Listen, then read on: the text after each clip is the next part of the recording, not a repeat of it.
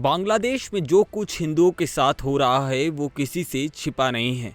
अब ताज़ा मामला इस्कॉन से जुड़े हुए एक प्रवक्ता का है। बांग्लादेश में हिंदू समुदाय के प्रमुख चेहरे और इस्कॉन मंदिर से जुड़े चिन्मय कृष्णदास की जमानत याचिका को बांग्लादेश कोर्ट ने खारिज कर दिया है। 26 नवंबर को उन्हें चटगांव की कोतवाली थाने में दर्ज देशद्रोह के मामले में पेश किया गया था। 38 साल के चिन्मय दास के खिलाफ बांग्लादेश दंड संहिता धारा 120B, 124A, 153A, 109 और 34 के तहत देशद्रोह का मामला दर्ज किया गया है। मजिस्ट्रेट काजी शफीफुल इस्लाम ने उनके खिलाफ ये आदेश दिया है।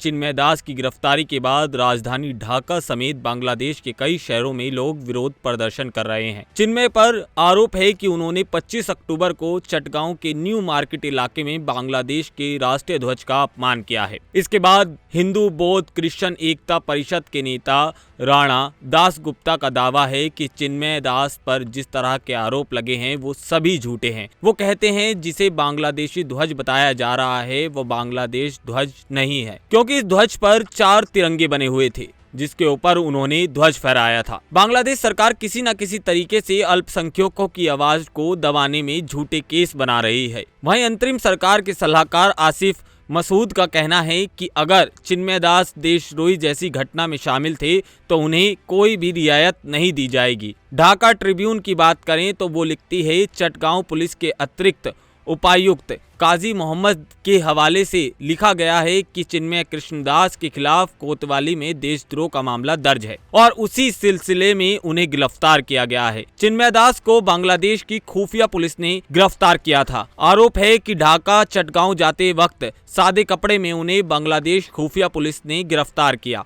बांग्ला सर्विस की बात करें तो उसके मुताबिक सोमवार रात अंतरिम सरकार के प्रमुख मोहम्मद यूनिस ने प्रेस सेक्रेटरी को एक बयान जारी करते हुए इसकी पुष्टि भी की थी और बताया था कि चिन्मय कृष्णदास को गिरफ्तार कर लिया गया है।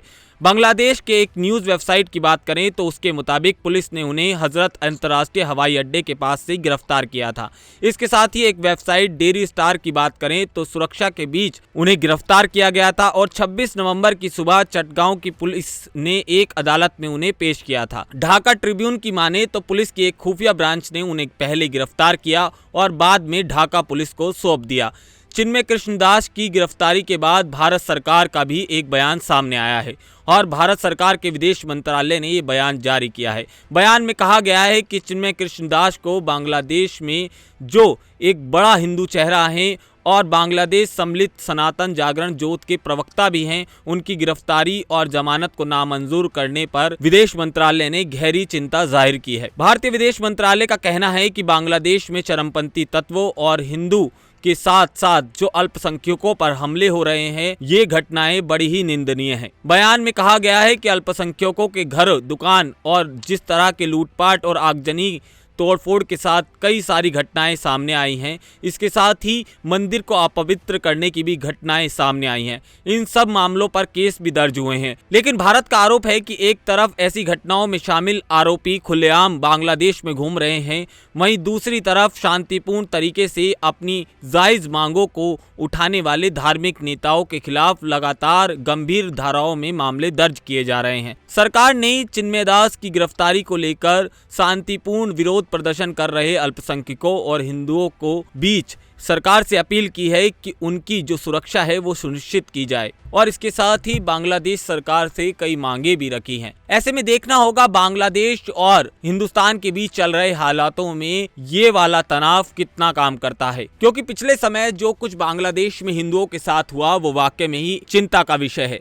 ऐसे में इस तरह के मामले सामने आना लगातार बांग्लादेश को सवालों के कटघरे में खड़ा करता है और जिस तरह का अल्पसंख्यकों के साथ बांग्लादेश में इस वक्त व्यवहार हो रहा है वो कहीं ना कहीं पूरी दुनिया के लिए चिंता का विषय बना हुआ है। ऐसे में देखना है भारत की सरकार बांग्लादेश की सरकार को क्या कुछ कहती है और इस मामले में आगे क्या कुछ नया मोड़ आता है। इसके साथ ही देखना होगा चिन्मय दास की रिहाई कब तक बांग्लादेश करता है।